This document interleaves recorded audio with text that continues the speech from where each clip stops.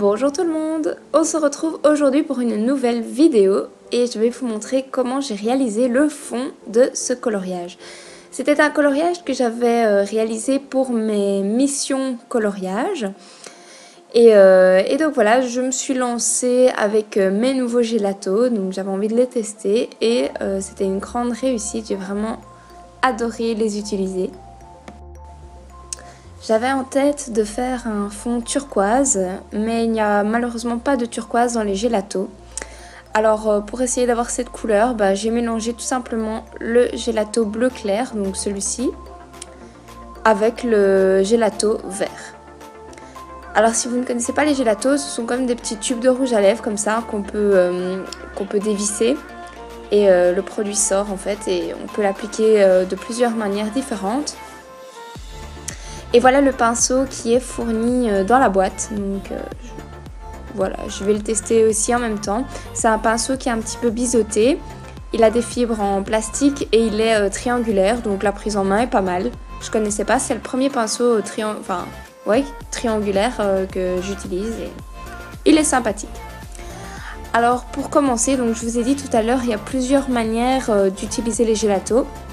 Il y a vraiment plein de techniques, je ne vais pas toutes vous les décrire ici. Enfin, moi, je vais vous montrer la première que j'ai testée et que je valide complètement. Je viens tout d'abord poser de manière assez grossière mon gelato sur tout le contour de mon personnage. L'idée, c'est de déposer en fait du pigment. Voilà, donc c'est normal si on voit des traits, c'est normal qu'il y a des endroits où il y a un peu plus de blanc que d'autres parce que c'est difficile d'être vraiment régulier. Mais il faut vraiment déposer tout simplement du pigment autour du personnage en essayant de ne pas déborder dessus. C'est pas super facile parce que l'embout est assez gros. Donc je vous conseille, si vous utilisez les gelatos, de contourner ou de faire un fond, voilà, quand il n'y a pas trop de petits éléments. Ou alors il faut l'utiliser avec d'autres techniques, mais pas avec cette manière-ci parce que ce serait trop compliqué de contourner des petits éléments très détaillés ou voilà. Je pense que c'est peut-être faisable, je ne l'ai pas testé, mais ça me paraît.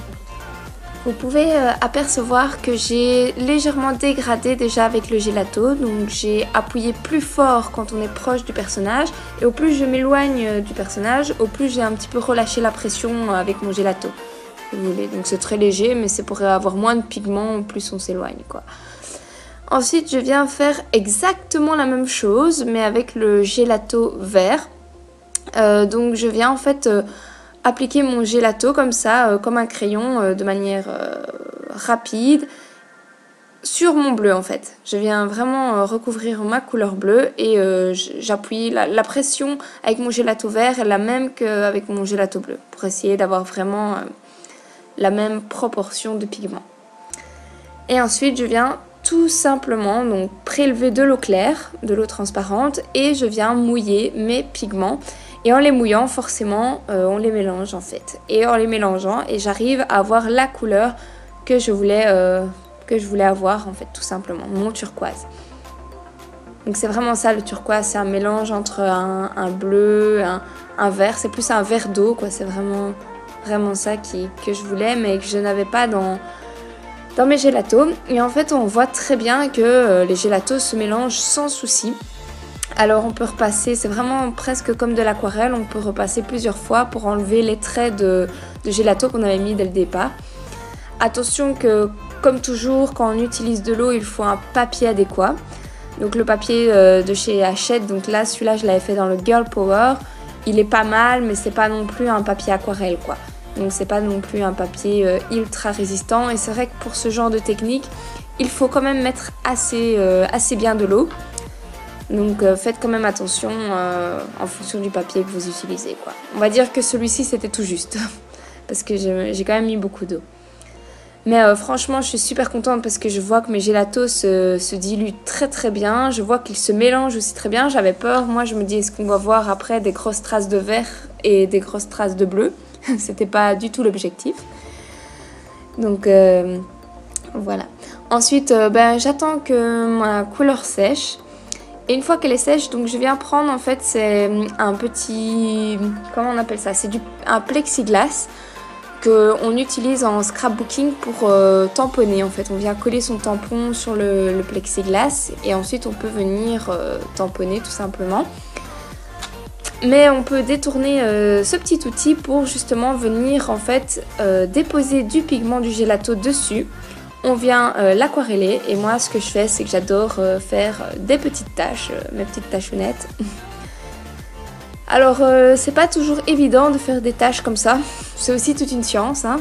Pour avoir testé plusieurs techniques, plusieurs pinceaux, il y a des choses qui marchent plus facilement que d'autres. Bah déjà il faut assez bien du pigment pour qu'on puisse voir les taches. Et alors il faut aussi beaucoup d'eau parce que si ce n'est pas assez liquide, voilà, tout simplement les taches, les gouttelettes ne partiront pas et ne viendront pas se déposer sur le papier tout simplement.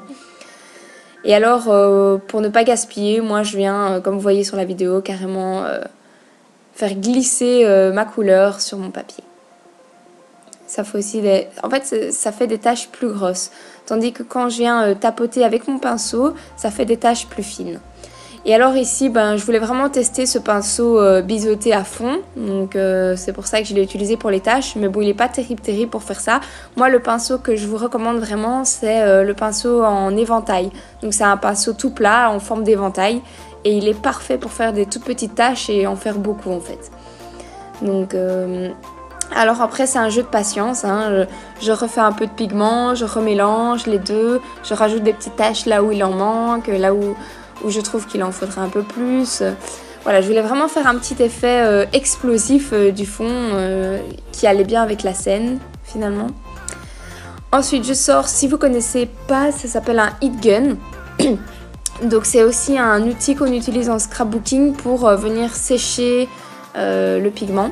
Enfin, pour venir sécher ici l'aquarelle. Mais je ne l'ai pas utilisé à 100% parce qu'en fait, le problème c'est que de 1, ça fait beaucoup de bruit. Et de 2, c'est que ça met quand même pas mal de temps avant de faire sécher les petites gouttes. Donc finalement, je me suis dit que j'allais laisser sécher de manière naturelle. Et alors quand on sèche aussi avec le heat gun, le résultat n'est pas toujours le même. Je sais pas comment expliquer, mais les taches ne sèchent finalement... Enfin, voilà, je sais pas comment expliquer, mais ça donne pas le même rendu.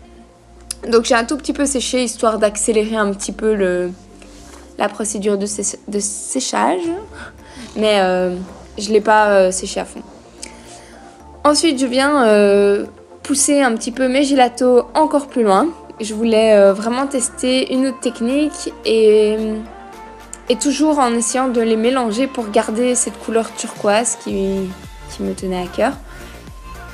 Alors voilà, donc vous voyez que les gelatos, ils sont très gras, ce sont des pigments qui se diluent très bien et qui s'estompent aussi très bien. Donc là, je viens tout simplement déposer mon pigment sur mon papier et avec mon doigt, je viens l'estomper. Alors on pourrait l'estomper avec un coton-tige, avec une estompe en papier. Voilà, ici moi j'ai décidé de tester mon doigt. Ça allait très bien, c'était rapide, je ne devais pas me lever si je l'avais sous la main. Donc impeccable, ça donne un petit effet vaporeux qui est sympa. Après... on voit encore les traces, donc les premières traces pour lesquelles j'ai dessiné,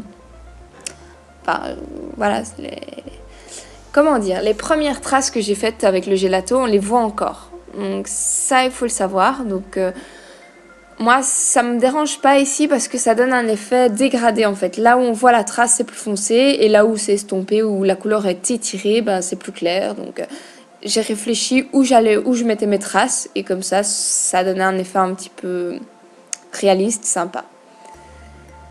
Et comme vous voyez, pareil, ça se mélange de nouveau très bien.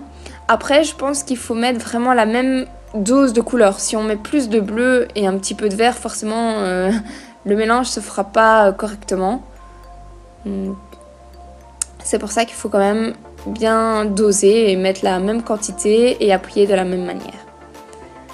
Et comme ça, vous voyez le rendu, je trouve que ça fait un autre rendu, mais qui est tout aussi sympa. Après, il faut quand même un peu d'huile de coude, hein, comme on dit, parce que c'est quand même un peu usant pour le bras. C'est pas la technique la plus agréable à faire, j'aurais pas fait toute une page en entière comme ça. Mais après, le rendu me plaît vraiment beaucoup et je trouve ça super sympa. Après, vous me direz dans les commentaires ce que vous en pensez, mais je sais déjà que ce coloriage, il vous a quand même beaucoup plu.